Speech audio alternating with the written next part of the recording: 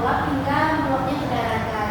Anak-anak itu sebelumnya pernah nggak terjadi banjir di rumahnya atau di rumah neneknya? Pernah nggak lihat secara langsung tentang banjir ini? Pernah. Nah, banjir ini biasanya di lingkungan yang kering, terus airnya meluap. Nah, akibat curah hujan itu akibat curah hujan yang tinggi, adanya ledakan salju atau masalah lain yang dapat mengakibatkan air tidak dapat diserap oleh tanah. Nah, baiklah, minggu ini kita akan beralih untuk belajar mengenai lingkungan hutan. Coba buka bukunya di halaman 30.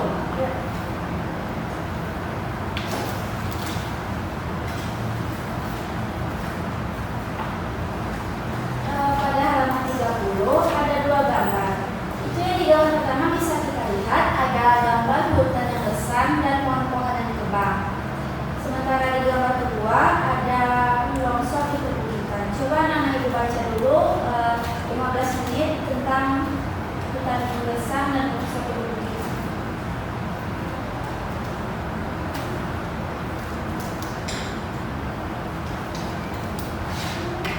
Dibaca dengan serius ya. Habis ini boleh ajukan pertanyaan kalau tidak mengerti soal gambar yang di halaman 30.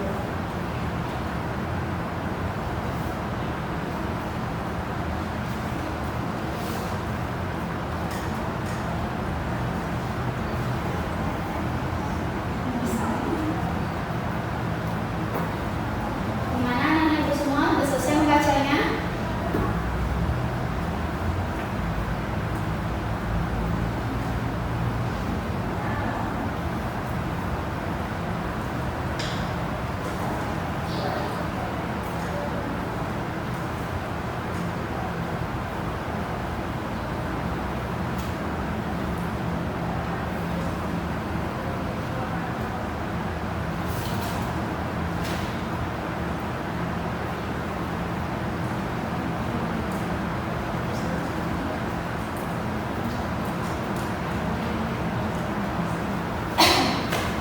Boleh ya yang bisa mengajukan pertanyaan diangkat tangannya dan sebutkan pertanyaan.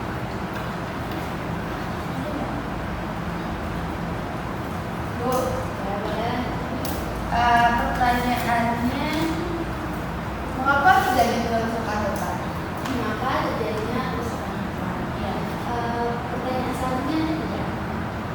Boleh salah. Bagaimana cara mengatasi kerusakan hutan?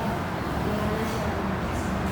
Nah, pada gambar ini diperlihatkan gambar hutan yang rusak ya. Yang gambar pertama itu hutan besar, yang kedua itu longsor di perbukitan. Alasan mengapa hutan besar itu pada dasarnya penyumbang kerusakan atau ancaman yang paling besar terhadap hutan alam Indonesia ini adalah penambangan liar.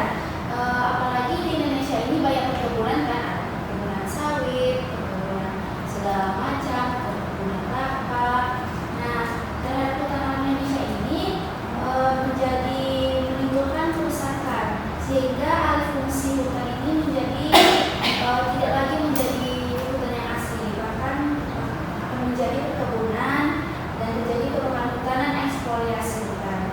Kenyataan yang dapat kita lihat di lapangan, lahan hutan itu banyak dimanfaatkan sebagai pengembangan pemukiman dan industri sehingga tidak bisa lagi hutan itu menimbulkan fungsinya untuk sebagai sumber oksigen untuk manusia. Nah, pertanyaan selanjutnya, apa yang terjadi jika dirusak? Kerusakan hutan telah menyebabkan beberapa dampak buruk seperti gambar 2. Bisa anak-anak ibu lihat ada longsor di perbukitan. Itu merupakan salah satu akibat dari hutan yang ditebang. Pertama itu bisa menjadi resiko itu manusia bisa mengalami kondisi kesehatan yang berbahaya. Tadi sudah ibu sebutkan kan kalau hutan itu merupakan sumber oksigen untuk manusia. Nah, selanjutnya bisa menimbulkan penyakit seperti asma, radang paru-paru karena adanya polusi udara dan tidak adanya hutan yang menangkal polusi tersebut. Nah, dampak buruk ini juga bisa kehilangan keanekaragaman hayati. Kalau misalnya hutan tebang, bagaimana tumbuhannya di sana, tumbuhan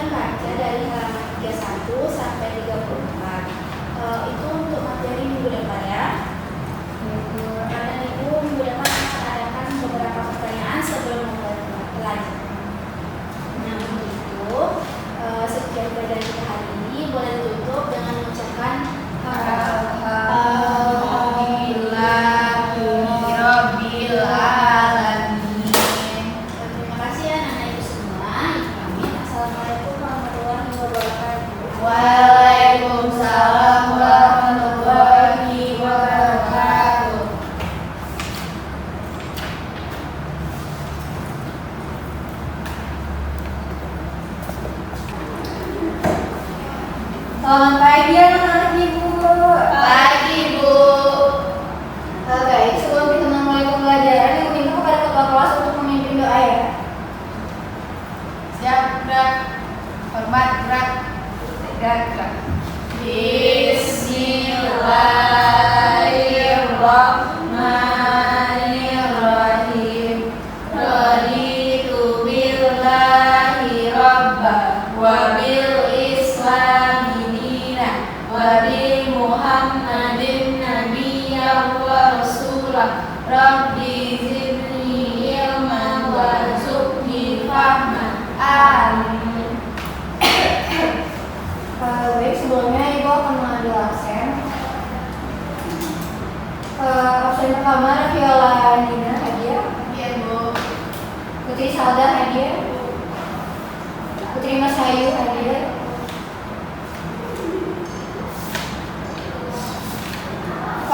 Baik, anak-anak ibu sekarang pada ingin mendengar cerita tidak? Mau, Bu. Oke. Sekarang ibu akan menceritakan sebuah cerita. Kalian harus nyimak ya, soalnya nanti ibu akan bertanya. Ceritanya tentang semut dengan merpati.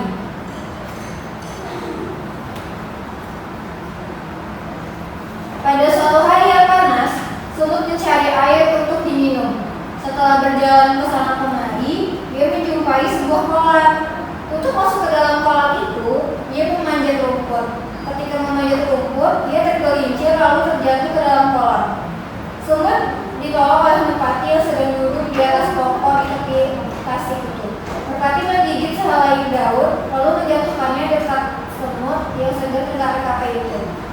Semut bergerak ke arah daun, lalu memanjat daun, dan akhirnya daun menghanyut ke tebing kolam. Lalu semut naik ke tebing kolam, lalu berjalan ke pangkal pokok. Pada ketika itu, seorang pemburu hendak melemparkan jeratnya ke arah merpati. Semut menggigit kaki penjerat burung. Penjerat berasa sakit, lalu melepas jeratnya. Merpati pun terbang dari situ untuk menyelamatkan diri. Perlu ibu ulang? Iya, Bu. Ya. Sini ibu akan menjelaskan dengan gambar biar kalian lebih ngerti. Pada suatu hari yang panas, semut mencari air untuk diminum. Setelah berjalan ke sana kemari, dia menjumpai sebuah kolam. Apa anak ibu melihat dengan jelas kolamnya? Iya, Bu. Lalu saat dia memanjat rumput, dia tergelincir dan jatuh ke dalam kolam. Setelah itu, semut ditolong oleh merpati yang sedang duduk di atas pokok di tepi tasik. Merpati menggigit sehelai daun, lalu menjatuhkannya dekat dengan semut yang sedang terkapek-kapek. Kalian melihat daun yang berada di kolam? Jadi daun itu digunakan oleh merpati untuk menolong semut. Setelah itu, semut memanjat daun itu dan akhirnya daun hanyut ke tepi kolam. Semut pun naik ke tebing kolam. Lalu ia berjalan ke pangkal pokok. Pada saat itu, seorang pemburu yang hendak melemparkan jeratnya ke arah merpati.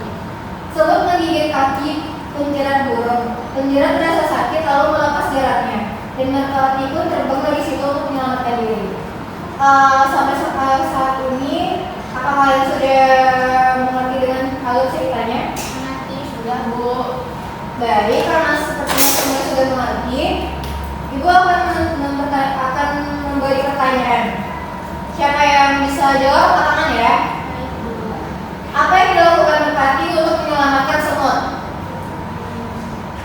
Menjatuhkan daun ke atas semut yang mampu tenggelam. Betul.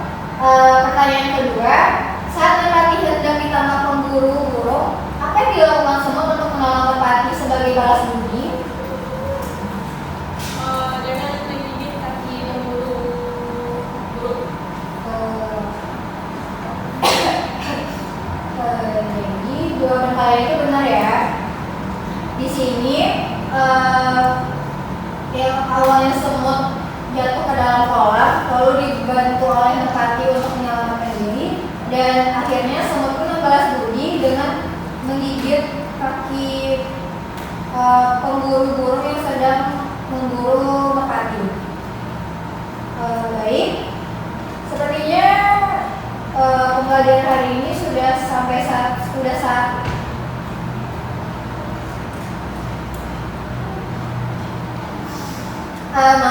baik, sepertinya pembelajaran ini sampai saat ini saja. Materi selanjutnya akan Ibu bahas pada minggu depan. Mari kita akhiri pembelajaran hari ini dengan mengucapkan hamdalah.